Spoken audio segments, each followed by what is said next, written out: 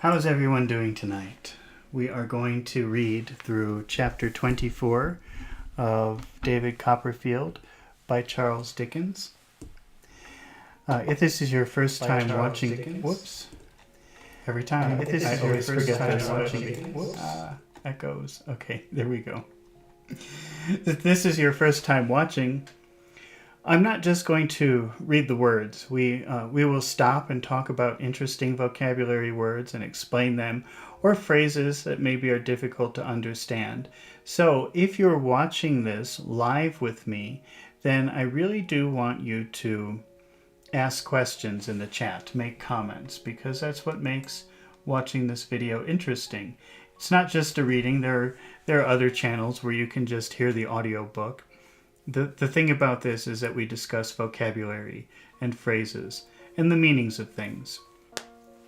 So it's very important that you ask questions or make questions as we go. If you don't, I will just stop when I think I find a word that's interesting for you, or a phrase that I think you probably don't understand. So definitely ask questions. All right. Well, let's get started with chapter 24 of David Copperfield by Charles Dickens. And the title is My First Dissipation. Now, I had to look up the word dissipation. I know that, to me, dissipate means things go away from you, or things go away from you and they grow weaker. It's like diminish.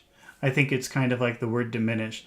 But then when I look up the word dissipation, which I think is not something that you would normally use in modern English, you know, this story is 170 years old. But another way of using dissipation is wasting money, spending money, making poor decisions when you're spending money. But that makes sense because when you're dissipating your money is going down. So I wonder if in this chapter, Davy will be wasting money. But let's see.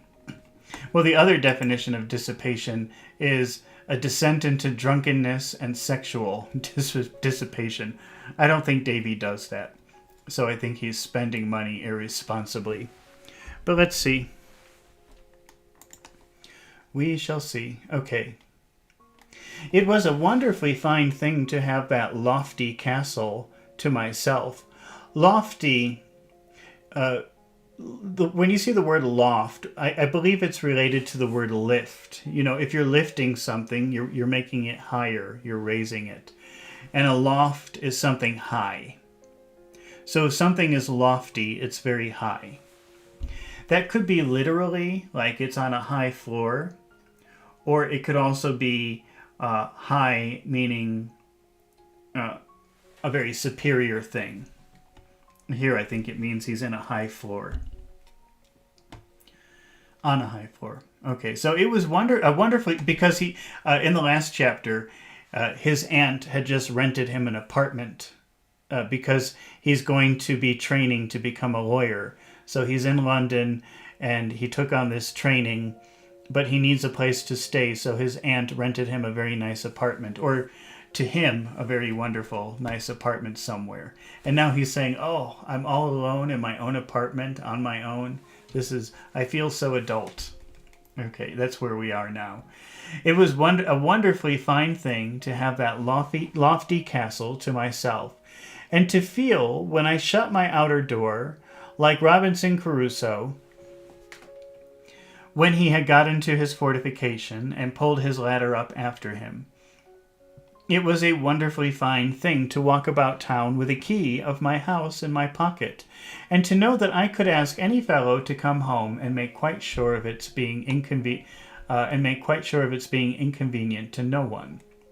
So he's saying, oh wow, I can invite people over, and I don't have to worry about annoying or bothering anyone. If it were not so to me, it was a wonderfully fine thing to let myself in and out, and to come and go without a word to anyone, and to ring Mrs. Crup up, gasping from the depths of the earth when I wanted her. So gasping is So if Davy lives on a high floor, I don't remember if he mentioned which floor he lives on, but it must be pretty high because he's referring to it as lofty, and he's saying Mrs. Crup, who's the landlady, she's the owner of the building. If he calls her for something, she has to climb up all of the stairs, and by the time she arrives, she's gasping for air. And when she was disposed to come, all of this, I say, was wonderfully fine. But I must say, too, that there were times when it was very dreary. That means sad or depressing. It was fine in the morning, particularly in the fine mornings. It looked very fresh. Free life by daylight, still fresher and more free by sunlight. But as the day declined, the life seemed to go down too. I don't know how it was. It seldom looked well by candlelight. I wanted someone to talk to. I missed Agnes. I found a tremendous blank in the place of that smiling repository of my confidence. A repository, we better check that. I'm going to say that that's a place where you put things, but isn't that a depository? Let's see, repository. I wonder if there's a difference. A receptacle, yeah. So Agnes was the repository of his confidence. So he shared secrets with her. He told her all of his thoughts. But now he didn't have her. Mrs. Crup appeared to be a long way off. Here, Mrs. Crup appeared to be a long way off, meaning compared to Agnes. So Agnes was my good friend in my company, but now all I have is Mrs. Crup. And that's nowhere near like having Agnes. I thought about my predecessor, who had died of drink and smoke, and I could have wished he had been so good as to live and not bother me with his decease. As 2 days and nights I felt as if I had lived there for a year, and yet I was not an hour older, but was quite as much tormented by my own youthfulness as ever. Steerforth not yet appearing, which induced me to apprehend that he must be ill. I left the Commons early on the 3rd day and walked out to Highgate. Mrs. Steerforth was very glad to see me, and said that he had gone away with one of his Oxford friends to see another who lived near St. Albans, but that she expected him to return tomorrow. I was so fond of him that I felt quite jealous of his Oxford friends. As she pressed me to stay to dinner, I remained, and I believe we talked about nothing but him all day. Steerforth, Davy's best friend, his mother just loves him to death, so all she does is talk about her son constantly, which is okay with Davy because Davy really admires and loves Steerforth, so that's something that they share in common.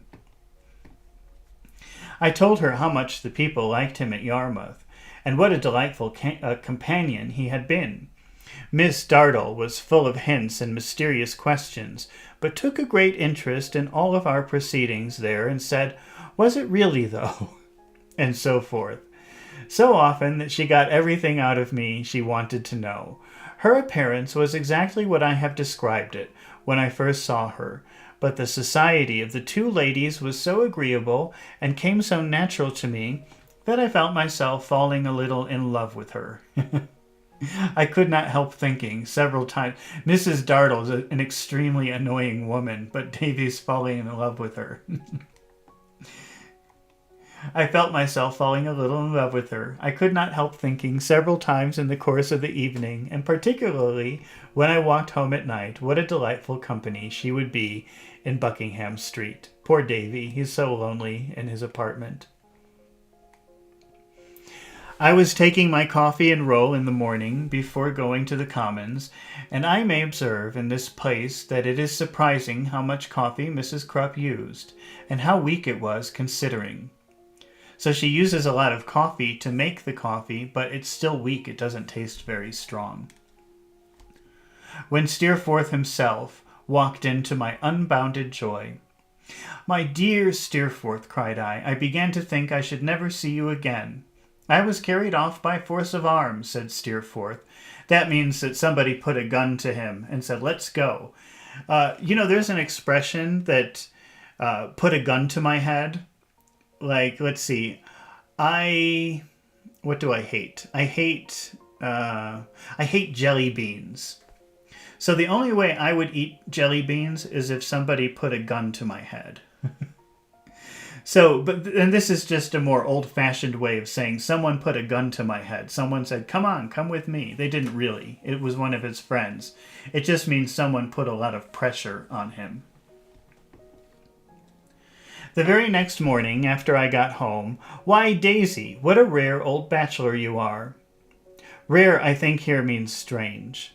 I showed him over the establishment, not omitting the pantry, with no little pride, and he commended it highly. I tell you what, old boy, he added, I shall make quite a town-house of this place unless you give me notice to quit. This was a delightful hearing. I told him if he waited for that, he would have to wait till doomsday. So Steerforth is saying, I'm going to spend all my time here unless you tell me to go.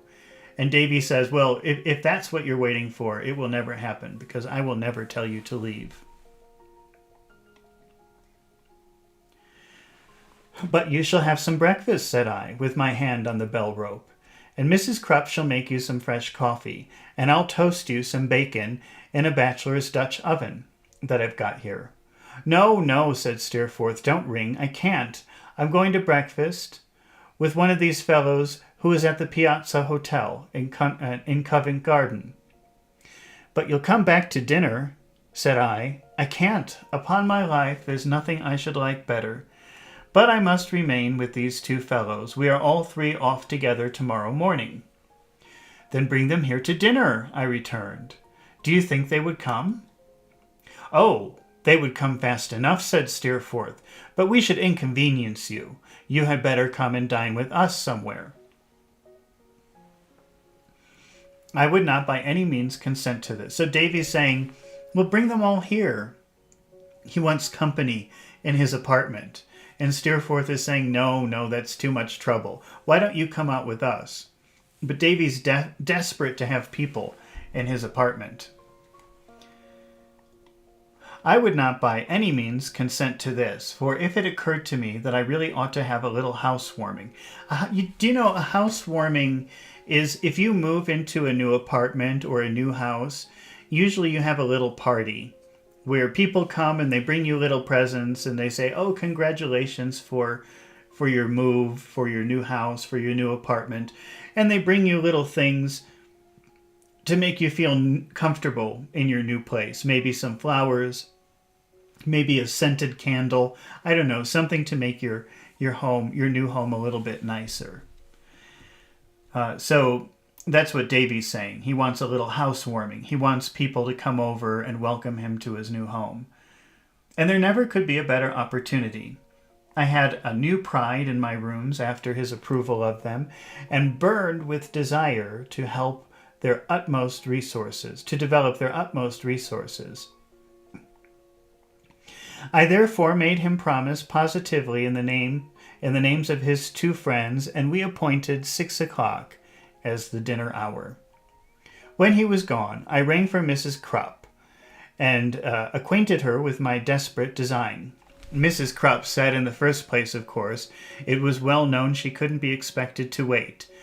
That means Mrs. Crup said, I'm not going to serve you, because Davy's got all these people coming over, 3 people, and Mrs. Crup is saying, I'm not going to serve the dinner. That's what it means to wait here.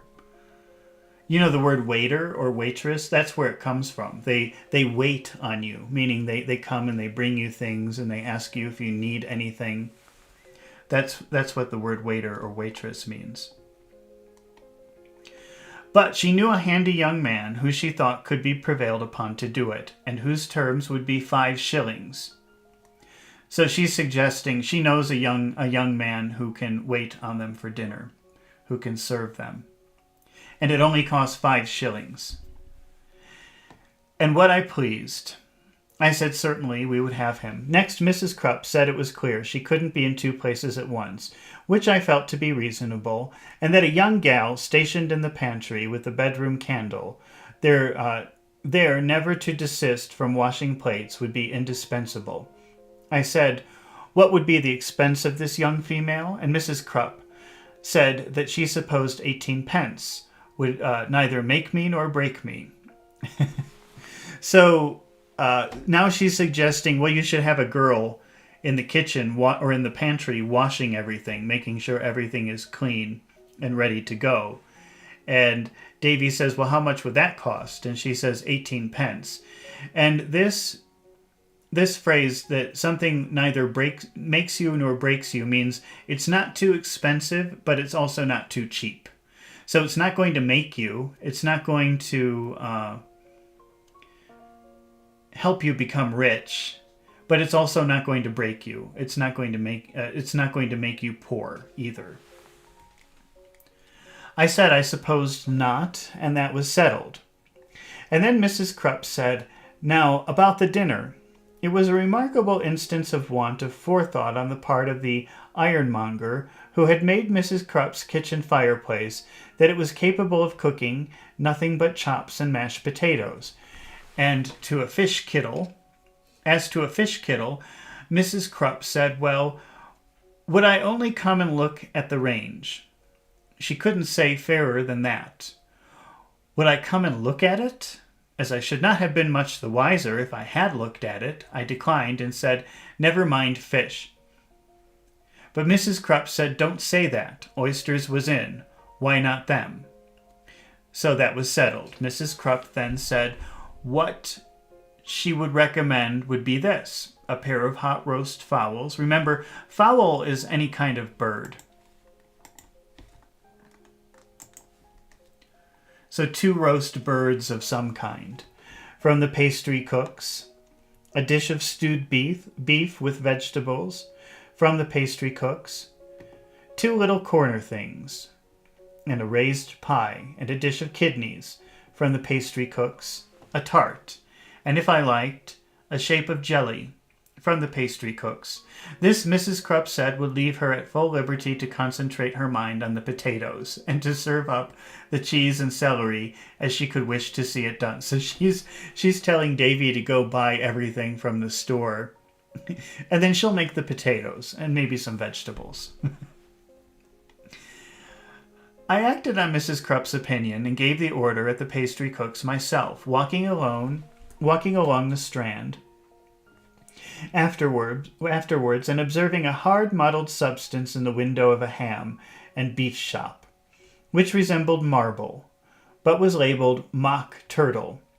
Mock means fake. If something is so, a mock turtle, I don't know, maybe 170 years ago when this was written, it means something different. But as far as I know, that should mean like a fake turtle. Well, let me just make sure.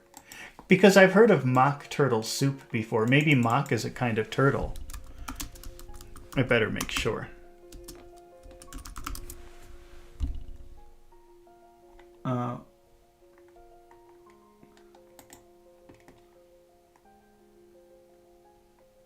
Yeah, so it's an imitation of the turtle soup, because it's not easy to get turtles.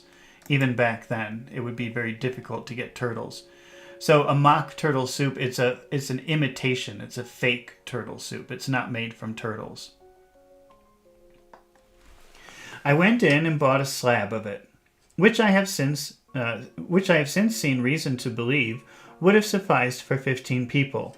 This preparation Mrs. Crup, after some difficulty, consented to warm up, and it shrunk so much in a liquid state that we found it what Steerforth called rather a tight fit for 4. These preparations happily completed, I bought a little dessert in Covent Garden Market and gave rather extensive order at a retail wine merchant's in that vicinity. When I came home in the afternoon and saw the bottles drawn up in a square on the pantry floor, they looked so numerous, though there were 2 missing, which made Mrs. Crup very uncomfortable, that I was absolutely frightened at them. One of Steerforth's friends was named Granger, and the other Markham. They were both very gay. Gay just means happy. And lively fellows. Granger, something older than Steerforth, Markham, youthful-looking, and I should say not more than 20. I observed that the latter always spoke of himself indefinitely, as a man, and seldom or never in the first person. So instead of saying, I would like some coffee, please, he would say, a man would like coffee, please. He never said I. A man might get on very well here, Mr. Copperfield. So, meaning, I think I would feel very comfortable living here, said Markham, meaning himself. It's not a bad situation, said I, and the rooms are really commodious, meaning comfortable. I hope you both brought appetites with you, said Steerforth. Upon my honour, returned Markham. Town seems to sharpen a man's appetite. A man is hungry all day. A man is perpetually eating. That means always. So he says, I am always eating. Being a little embarrassed at first and feeling much too young to preside. To preside over something means to be like the host or the leader of something. So it's his apartment. It's his first little dinner party, but he's feeling too nervous to preside, to suggest things, to say, okay, here, pour the drinks and set the table and all those sorts of things. Being a little embarrassed at first and feeling much too young to preside, I made Steerforth take the head of the table when the dinner was announced, and seated myself opposite him. Everything was very good. We did not spare the wine, and he exerted himself so brilliantly to make the thing pass off well. And there was no pause in our festivity. I was not quite such good company during dinner as I could have wished to be, for my chair was opposite the door, and my attention was distracted by observing that the handy young man went out of the room very often, and that his shadow always presented itself immediately afterwards on the wall of the entry, with a bottle at its mouth. So that man who's supposed to be serving is drinking all the wine. The young gal likewise occasioned me some uneasiness, not so much by neglecting to wash the plates as by breaking them. So her only job is to wash the dishes, but she keeps breaking them. For being of an inquisitive disposition and unable to confine herself, as her positive instructions were to the pantry, she was constantly peering at us and constantly imagining herself detected, in which I believe several times retired upon the plates, with which she had carefully paved the floor, and did a great deal of destruction. So Davy told her in the beginning, stay in the pantry, wash the dishes, don't come out. But she was always looking out the door. And every time she started looking out the door, trying to listen to the conversation or watch what was happening in the room, she always thought somebody saw her and she would get scared and break a plate. And according to this, the floor was covered in broken plates. These, however, were small drawbacks, and easily forgotten when the cloth was cleared and the dessert put on the table, at which period of the entertainment the handy young man was discovered to be speechless, giving him private directions to seek the society of Mrs. Crup and to remove the young gal to the basement also. I abandoned myself to enjoyment. So it seems like the person that they hired to serve was so drunk by the time the dinner ended, Davy got angry and told him, go down and see Mrs. Crup and take the girl with you. I began by being singularly cheerful and light-hearted. All sorts of half-forgotten things to talk about came rushing into my mind, and made me hold forth in a most unwonted manner. I laughed heartily at my own jokes, and everybody else's. Steerforth, to order for not passing the wine, called Steerforth to order for not passing the wine. So he's saying, hey, Steerforth, what's wrong with you? Pass the wine. Made several engagements to go to Oxford. Announced that I meant to have a dinner party exactly like that once a week until further notice, and madly took so much snuff out of Granger's box that I was obliged to go into the pantry and have a private fit of sneezing 10 minutes long. I went on by passing the wine faster and faster yet, and continually starting up with a corkscrew to open more wine, long before any was needed. I proposed Steerforth's health. I said he was my dearest friend, the protector of my boyhood, and the companion of my prime. I said I was delighted to propose his health. I said I owed him more obligations than I could ever repay, and I held him in a higher admiration than I could ever express. I finished by saying, I'll give you Steerforth. God bless you. God bless him. Hurrah. We gave him 3 times 3 and another, and a good one to finish with. I broke my glass in going round the table to shake hands with him, and I said, in 2 words, Steerforth, you...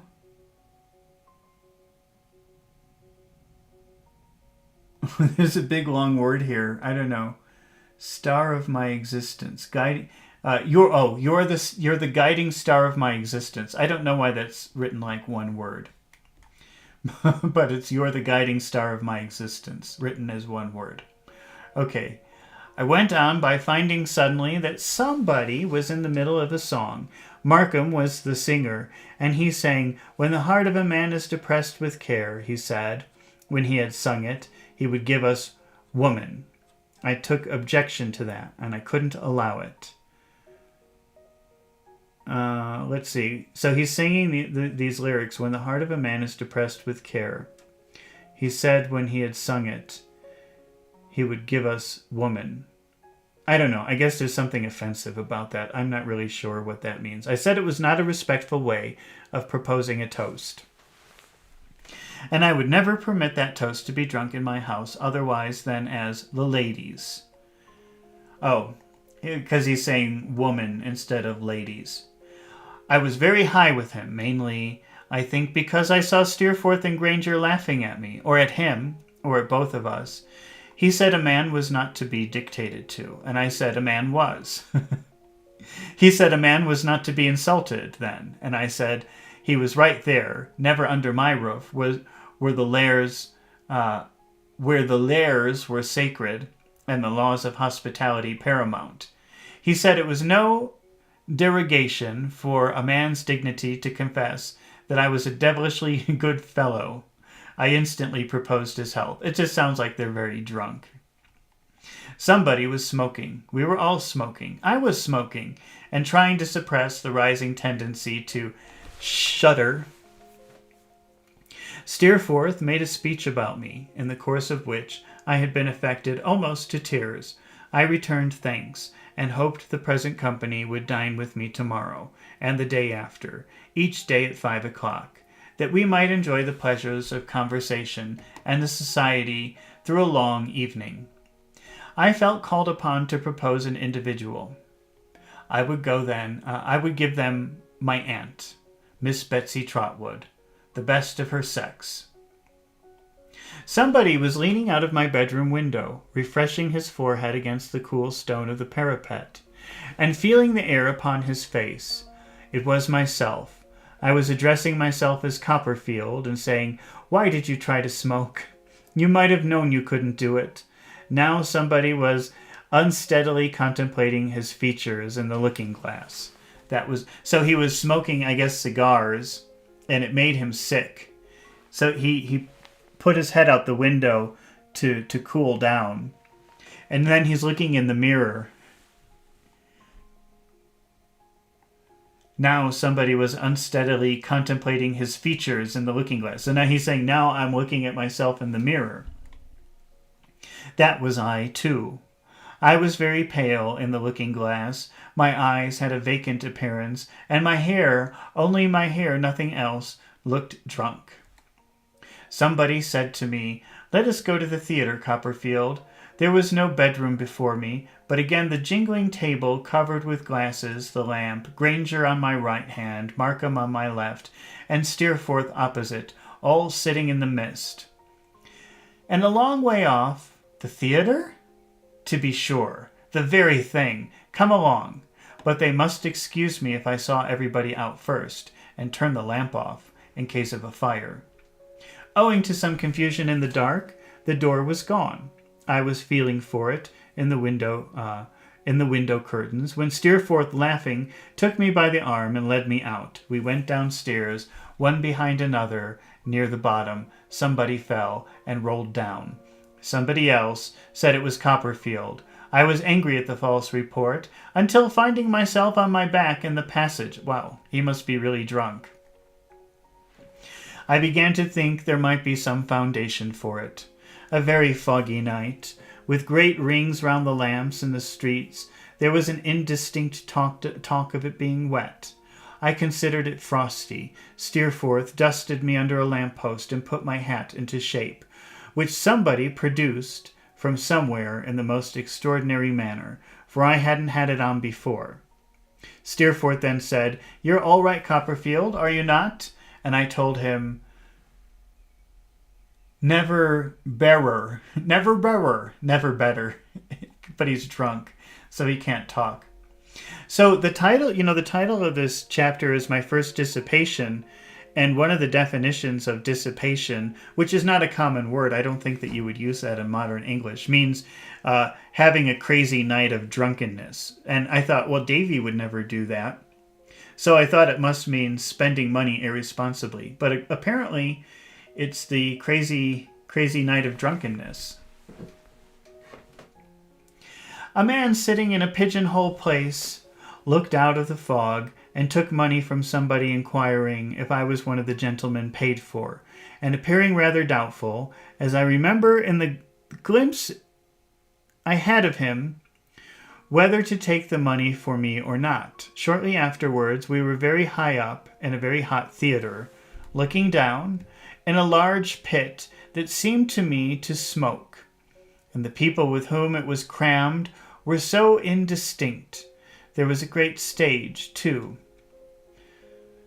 looking very clean and smooth after the streets, and there were people upon it talking about something or other, but not at all intelligibly. There was an abundance of bright lights, and there was music, and there were ladies down in the boxes, and I don't know what more. The whole building looked to me as if we were learning to swim. It conducted itself in such an unaccountable manner when I tried to steady it.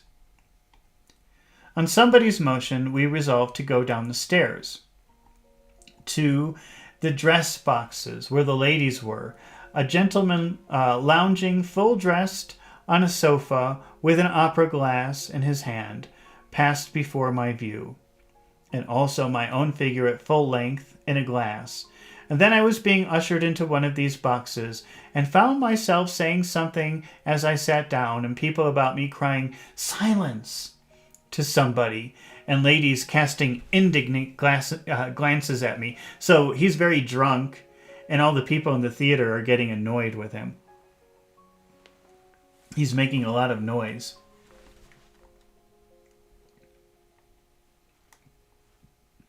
And what? Yes, Agnes, sitting on the seat before me in the same box, with a lady and gentleman beside her whom I didn't know. I see her face now. Than I did then, I dare say, with an indelible look of regret and wonder turned upon me. So, Agnes is his friend from Dover, who he used to spend every night with talking. And I think he loves her a little bit. And, well, he loves her like a sister. And so Davy is having this drunken night. He was missing her, too, very much. And he got completely drunk with his friends, and they decided to go to the theater. And now, here they are. They go into this box at the theater. Oh, in case you don't know what a box is, I better show you a picture. Oh, Wellington Cardoso is here, says hello. Hi, Wellington. How are you? Let's see. Let me say opera box.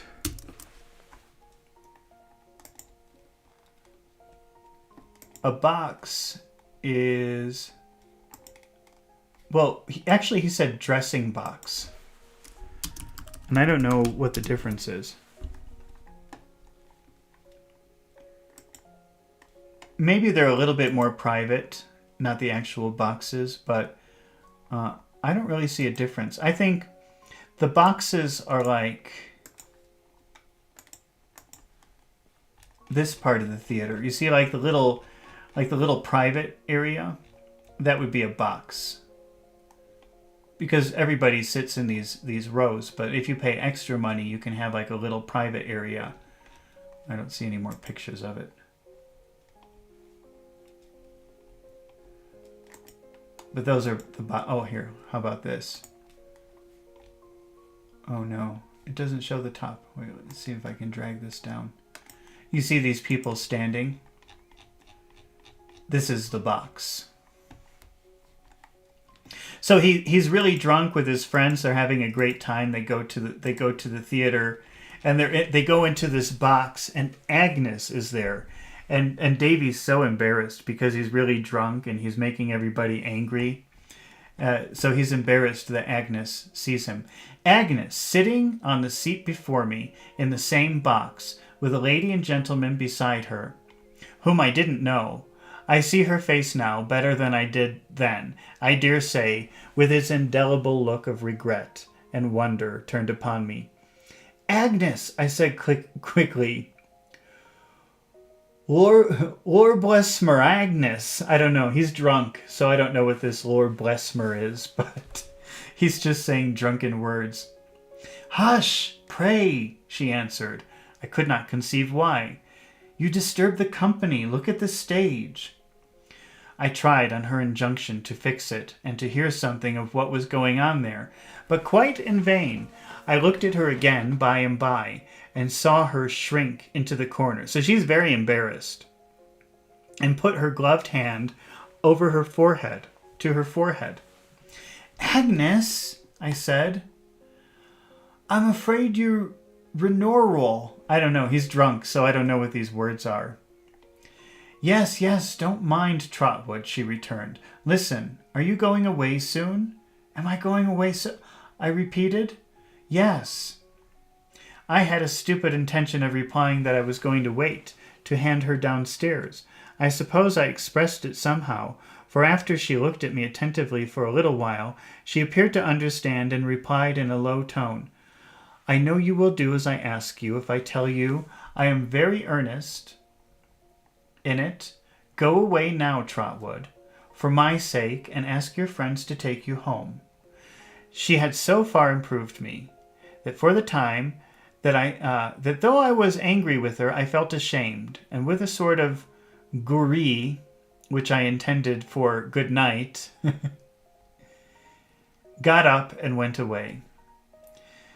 They followed, and I stepped at once out of the box door into my bedroom, where only Steerforth was with me, helping me to undress, and where I was by turns telling him that Agnes was my sister, and adjuring him to bring the corkscrew, that I might open another bottle of wine. How somebody, lying in my bed, lay saying and doing all this over again at cross purposes, in a feverish dream all night, the bed a rocking sea that was never still, how, as that somebody slowly settled down into myself, did I begin to parch, and feel as if my outer covering of skin were hard bored. To be parched means to feel very thirsty, extremely thirsty. So if you're extremely thirsty, you could say, I'm parched. And he's saying, he's describing being extremely drunk, and the whole room is spinning, and now he feels very parched. Wellington Cardoso says, what is gourie? He's very drunk and he's trying to talk. Oh, wait, let me go back and read that for you again. So he's trying to talk, and he said to her, gourie. And then in parentheses it says, which I intended for good night, meaning he's trying to say good night, but he's so drunk that all he could say was gourie. It didn't make any sense.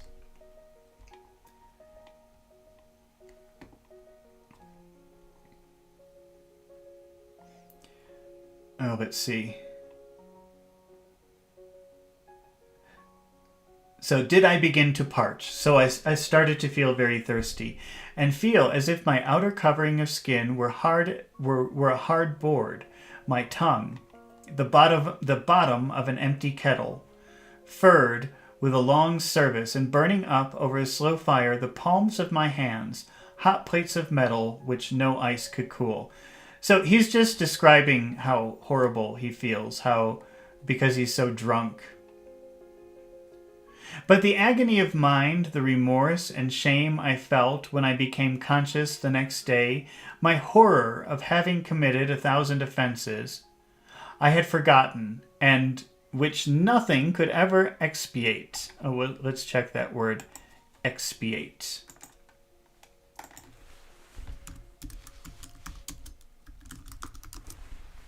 Expiate.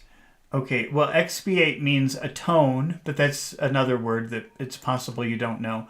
To atone for something is to make something right. So if you do something bad, like if you hurt someone that you care about, or you do a bad thing to someone, you have to do something to compensate for it. Like, I don't know, maybe if... If you make your friend angry, maybe you have to buy them dinner or something to atone for the bad thing that you did. That's what atonement is about. So expiate is another word for that. People don't use that. I've never heard that word before. It's probably an older word. But atone makes sense to me. And so how did he use it here? He said... I had forgotten. So he forgot everything that happened. The 1,000 offenses he committed the night before, he had forgotten. And he said, and which nothing could ever expiate. He could do nothing to ever atone for what he did. He could never, because he embarrassed Agnes very badly the night before. But he couldn't think of a way to make things right, to make things better. He felt very bad about it, but that's not enough. Now he has to do something to make her forgive him, but he can't think of anything. My recollection of that indelible look which Agnes had given me, the torturing impossibility of communicating with her, not knowing, beast that I was, how she came to be in London, or where she stayed, my disgust of the very sight of the room where that revel had been held, my racking head, the smell of smoke, the sight of glasses, the impossibility of going out or even getting up. Oh, what a day it was. Oh, what an evening, when I sat down by my fire at the basin of mutton broth, dimpled over with fat. Do you know what dimples are? Dimples are the little indentations in your... Well, some people have them, some people don't, and I have them, but I don't know if you can see them in the video. So let's see. Let's look at dimples. Okay, this is a good example of dimples. See the little hole here? This is a dimple. So you can call something dimpled if it has a little indentation that looks just like that. So he's talking about the dimpled meat, meaning that the meat has some kind of shape like that also. Oh, let's see, where were we? So, oh, what an evening when I sat down by my fire to a basin of mutton broth, dimpled all over with fat. So there's mutton, which is sheep. That's sheep meat or goat meat. And it's got fat on it with little dimples. And thought I was going the way of my predecessor. So the person who rented that apartment before Davy died from drinking. And now Davy is thinking, oh, I'm going to do the same thing to myself. And should succeed to his dismal story as well as to his chambers. And had half a mind to rush express to Dover and reveal all. What an evening, when Mrs. Crup, coming in to take away the broth basin, produced one kidney on a cheese plate as the entire remains of yesterday's feast. And I was really inclined to fall upon her nankeen breast and say in heartfelt penitence, "Oh, Mrs. Crup, never mind the broken meats. I am very miserable, only that I doubted, even at that pass, if Mrs. Crup were quite the sort of woman to confide in." Okay, so he was so desperate, he just wanted to cry in Mrs. Crup's arms and tell her everything that happened the night before. But he thought, oh, she probably doesn't care. I probably shouldn't do that. She's not the right person.